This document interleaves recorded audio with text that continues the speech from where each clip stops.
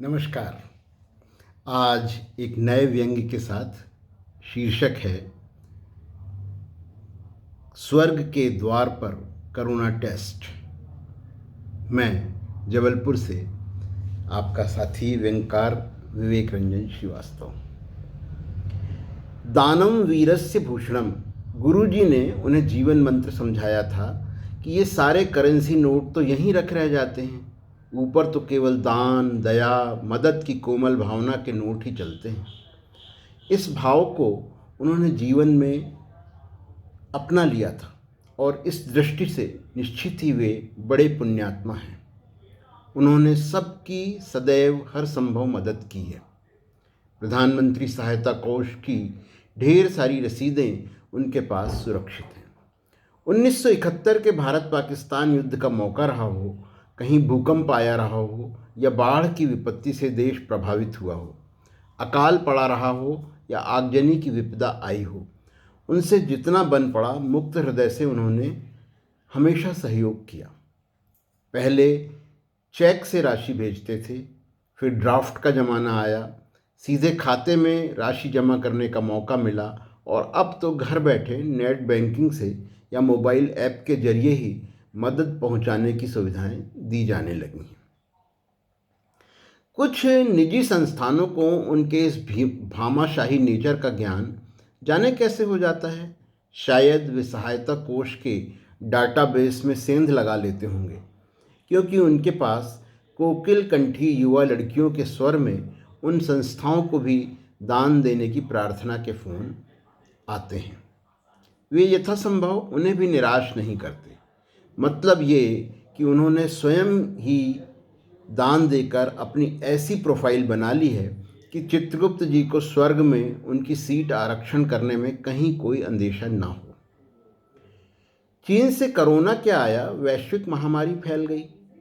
इससे पहले कि वे पेंडेमिक राहत कोष में किसी तरह का कोई दान धर्म कर पाते, इस पावन धरा पर उनके जीवन का समय पूरा हो गया। लॉकडाउन के चलते सड़कें, गलियां, शहर सब वैसे ही वीरान थे। बिना ट्रैफिक में फंसे मिस्टर एम राज अर्थात यमराज सीधे उनके दरवाजे पर आ धमके। उन्होंने प्रसन्न मन धरा को त्याग, वासांसि जीर्णानि यथा विहाय को ध्यान रख नश्वर शरीर को त्यागा और गोलोक गमन किया। उन्हें अपने दान धर्म पर पूरा भरोसा था। मन ही मन उन्होंने सोचा, चलो अब स्वर्ग में अप्सराओं के नृत्य, गंधर्वों का संगीत सुनने का समय आ ही गया है। लेकिन यह क्या, जैसे ही वे स्वर्ग के द्वार पर पहुंचे, उनको द्वारपाल ने रोक दिया। उन्हें लगा, यार गलती हो गई, मैं दान के हुई संभाल कर रखी अपनी सारी रसीदें तो ला ही नहीं पाया। उन्होंने स्वयं को कोसा, अरे कम से कम उनकी स्कैन कॉपी डिजिटल लॉकर में डाल दी होती तो आज काम आती। फिर उन्हें ध्यान आया कि हाँ, इनकम टैक्स रिटर्न में तो हर बार ये रसीदें लगाई थी और 80G के अंतर्गत उससे छूट भी ली थी। मतलब सारे दान के डिटेल्स रिकवर करने के पूरे चांसेस हैं। वे द्वारपाल को कोने में ले जाकर अपने टैक्स रिटर्न्स निकलवाने के लिए पैन नंबर बताना चाहते थे, क्योंकि जगह जगह पैन नंबर लिखते हुए उन्हें वह तो कम से कम मुखाग्र याद था। किंतु वे ऐसा कुछ करते इससे पहले ही उन्होंने देखा कि द्वार पर एक सुंदर नर्स और एक डॉक्टर लाइन में लोगों का परीक्षण कर रहे थे।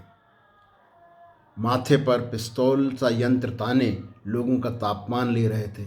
नर्स गले से स्वाब, नाक से नेज़ल एस्पिरेट निकाल रही थी और सारी पुण्यात्माओं को बेवजह 21 दिनों के क्वारंटीन में स्वर्ग से बाहर बनाए गए टेंट के कैंप में भेजा जा रहा था। उन्हें कुछ गुस्सा भी आया, अरे कैसे भगवान हैं जो चाइना के कोरोना तक को नहीं जीत पाए। किंतु तभी उन्हें ध्यान आया कि गुरुजी ने कहा था, जाहि विधि राखे राम ताहि विधि रहिए। बस उन्होंने सब्र से काम लिया और सारे सैंपल देकर लाइन से क्वारंटीन कैंप की ओर बढ़ चले। वहाँ पहले से ही कुछ जमाती पलंग पर जमे हुए दिखे। उन्हें आश्चर्य हुआ। उन्होंने पूछा तो पता चला कि कब्रिस्तान फुल चल रहे हैं। इसलिए हूरों की वेटिंग के लिए कुछ इंटर रिलीजन एग्रीमेंट हुआ है और इसके चलते इस कैंप में कुछ सीट्स खाली होने से इन लोगों को यहाँ वेटिंग पीरियड में रखा गया है। वे पलंग पर लेट ही रहे थे कि एक कर्कश आवाज़ आई, कब तक लेटे रहिएगा, उठिए, चाय बनाइए, आज आपकी बारी है। उनकी गहरी तंद्रा टूट गई। पत्नी चाय बनाने का आदेश दे रही थी। रामदीन की छुट्टी कर दी गई थी और उन्होंने तथा पत्नी ने बारी बारी से किचन का जिम्मा संभाल रखा था। उन्होंने चाय का पानी चढ़ाते हुए तय किया, आज पीएम केयर फंड में 11,000 डाल ही देंगे, आखिर परलोक भी तो सुधारना है। नमस्कार, मैं जबलपुर से विवेक रंजन श्रीवास्तव।